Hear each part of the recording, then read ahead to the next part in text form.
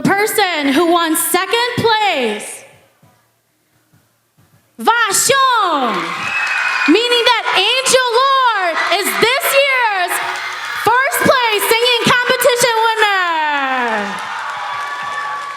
Congratulations, and congratulations to all the other contestants too. Thank you so much for joining us, okay? So, don't give up your dreams. Keep singing. Everybody did amazing. Everyone is a winner.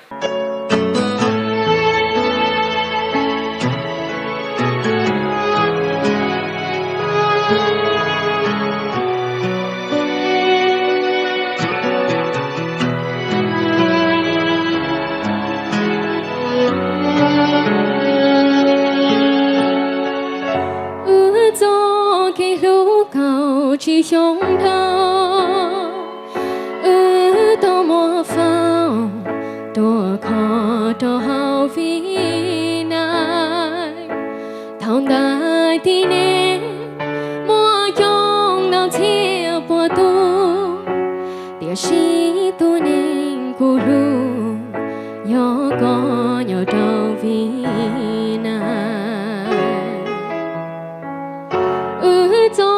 khi lưu vào trâu vì ai thong lưu du có hư cho cái lưu có cho cái lưu của tua trâu có xuân dia của tua đi trâu có ba lưu nơi mà sẽ đại